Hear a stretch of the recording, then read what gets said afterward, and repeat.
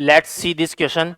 If A union B equal to A union C and A intersection B equal to A intersection C, then B equal to C या A equal to B होगा या A equal to C होगा.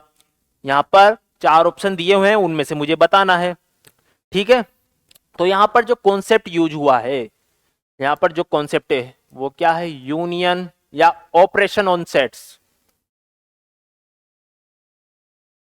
Operation on sets. Union और intersection का बात किया तो operation on sets, इसका कॉन्सेप्ट यहां पे यूज हुआ है. ठीक है,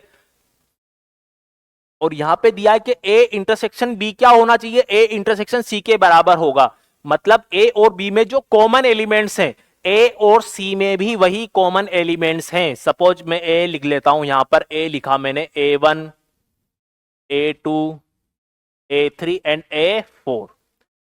तो जो बी बनेगा, बी में सपोज A1 और A2 आ गया, common elements, intersection common elements A1 A2 आ गया और कुछ एलिमेंट आ गए यहां पर B1 B2, ऐसे कुछ एलिमेंट आ गए B1 B2 और B3 भी लिख देते हैं. ठीक है, और ये C. अब C में भी कौन से एलिमेंट आएंगे कॉमन? A1 और A2 ही कॉमन आएगा. A1 और A2 ही कॉमन आना है और दूसरे एलिमेंट C1 C2 C3 मैंने ऐसा लिख दिया, क्योंकि A इंटरसेक्शन B क्या है? A इंटरसेक्शन C के बराबर है. मतलब A और B में जो कॉमन है A1 A2, वही A और C में भी कॉमन होना चाहिए, A1 और A2. ठीक है, यहां पे ये भी लिख देते हैं, A intersection B equal to A intersection C. दोनों में क्या एलिमेंट कॉमन है? A1 और A2.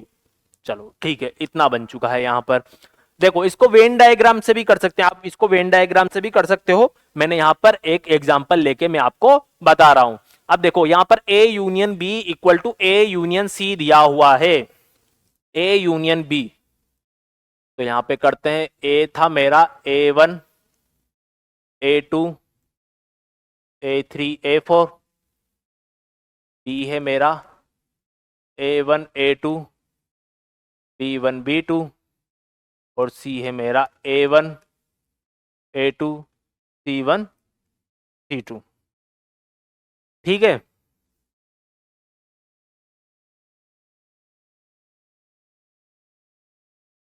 B1 B2 B3 and C1 C2 C3, इतना लिखा हुआ है मैंने वहां पर. ठीक है, अब देखो यहां पर अगर A यूनियन B लिखूंगा तो लिख दूंगा मैं A1 A2 A3 A4. ठीक है, और साथ में क्या आ जाएगा? B1 B2 and B3. ऐसे ही A यूनियन C, वो बन जाएगा मेरे पास A1 A2 A3 A4 and साथ में आ जाएगा C1 C2 एंड C3. और मुझे गिवन है, गिवन क्या है यहां पर? Given A union B equal to A union C.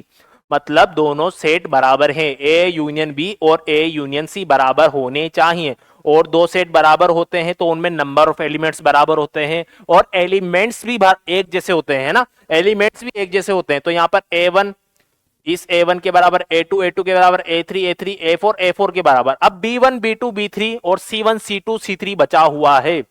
B1 B2 B3 और C1 C2 C3 बचा हुआ है. तो B1 भी इनमें से कोई एक होगा, या तो C1 बन जाएगा, C2 या C3 में से कुछ होगा, B2 भी इन तीनों में से कोई एक होगा, B3 भी कोई ना कोई एक यहां पर एलिमेंट होगा. तो यहां पर ऐसा लिख सकता हूं, ये इंप्लाइज कर जाएगा मेरे पास B1 B2 B3, ये जो सेट है ये बराबर हो जाएगा C1 C2 एंड C3 से बराबर हो जाएगा. और यहां से मैं एक बात और लिख सकता हूं कि जो B बराबर C बन जाएगा. B बराबर क्या बन जाएगा मेरे पास? C. जब B1 B2 B3 जो सेट है वो C1 C2 C3 सेट के बराबर हो गया तो यहां पर मेरा B बराबर C बन जाएगा, क्योंकि B में क्या है? A1 A2 B1 B2 B3 और C में क्या है? A1 A2 C1 C2 C3. तो A1 A2 तो दोनों में है, बस ये एलिमेंट्स अलग अलग थे. अब ये वाला सेट भी इस वाले सेट के बराबर है तो पूरा B बराबर C बन चुका है. तो यहां पर ऑप्शन बन जाएगा मेरे पास A. ठीक है, इसको आप वेन डायग्राम से भी कर सकते हो, एक एलिमेंट लेके भी कर सकते हो. मैंने एक एग्जांपल लेके इसको सोल्व किया है. ठीक है.